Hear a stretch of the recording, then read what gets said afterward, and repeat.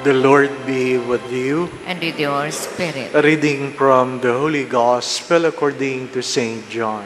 Glory to you, O Lord.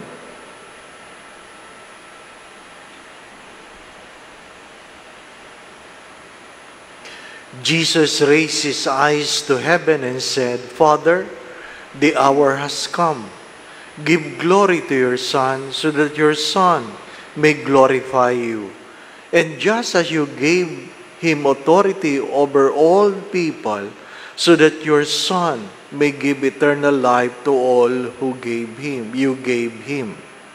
Now, this is eternal life, that they should know you, the only true God, and the one whom you sent, Jesus Christ. I glorified you on earth by accomplishing the work that you gave me to do. Now glorify me, Father, with you, with the glory that I had with you before the world began. I revealed your name to those whom you gave me out of the world. They belong to you, and you gave them to me, and they have kept your word. Now they know that everything you gave me is from you, because the words you gave to me I have given to them, and they accepted them and truly understood that I came from you, and they have believed that you sent me. I pray for them. I do not pray for the world, but for the ones you have given me, because they are yours, and everything of mine is yours, and everything of yours is mine, and I have been glorified in them. And now I will no longer be in the world, but they are in the world while I am coming to you.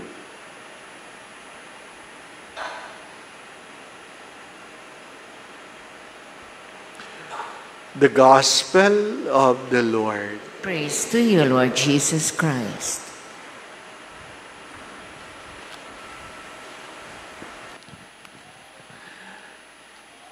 In our faith, we believe and profess that it was the Father who creates, the Son redeems, and the Holy Spirit sanctifies. It is the Father who creates, the Son redeems, the Holy Spirit sanctifies. Yesterday we celebrate the solemnity of Ascension. The Son has to go so that the Holy Spirit can come.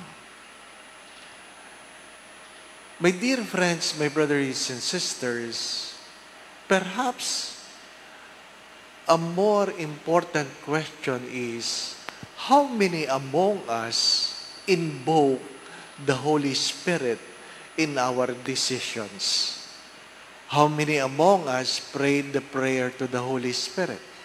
Come, Holy Spirit, fill the hearts of your faithful, enkindle in them the fire of your love. Send forth your Spirit, and they shall be created, and you shall renew the face of the earth. How many among us do that prayer? Many times, St. Paul would say, I am compelled. But there are times also, he said, the Holy Spirit prevents me or does not permit you in doing this. You have heard this many times. Our common mistake is not to commit sin, but to do the right thing, yet it is not what God wants you to do. Pangkaraniwan sa tao ang magkasala. Pero ang ating mga pagkakamali ay hindi yung tayo nagkakasala. Ang pangkaraniwang pagkakamali ay ginawa mo ang tama, pero hindi yan ang pinagagawa sa iyo ng Diyos. We do the right thing, and yet It is not what God wants us to do for one simple reason. Because we did not ask the Holy Spirit to guide us. Seriously, among married couples, how many among you really prayed and asked the Lord that you are called to married life? Hello? How many among you really prayed that you are called to married life? Tulala kayo. Pero nag-asawa na kayo, hindi nyo na yan pwedeng isole. Why? Because most of the time, we are emotionally driven. In love In love. Kaya ang panalangin, Lord, i-bless mo na lang kami. Na hindi mo tinatanong, pinag-aasawa ba ako ng Diyos? Sa seminaryo, ang aking tanong palagi sa nag-a-apply, pinagpapari ka ba? Di po ba, ano? Pinagpapari ka ba? Bakit ka nandito? Gusto ko mag-serve. Well, pwede ka mag-serve ng hindi pari. Gusto ko po magpari. Pinagpapari ka ba ng Diyos? At least the seminary asked. But in the marriage state, most of the time, the couple do not ask. Pag naghirap na sa buhay mag-asawa, nagrereklamo na sa Diyos. No? Nagrereklamo na sa Diyos. Ang tanong lang ng Diyos ay, bakit? Pinag-aasawa ba kita? Tapos na ang kwento. Anong biro nila? Pagkasalan ang kanta, purihin ang Panginoon. Pag nag-aaway na, ano na? Panginoon, maawa ka. Pag hindi na magkasundo ang request na awit, kunin mo, O Diyos. Yan ang buhay mag-asawa. But seriously, how many among us invoke the guidance of the Holy Spirit?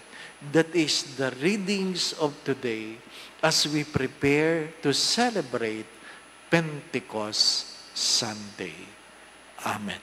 Many times you have heard this, knowing how to pray is skill.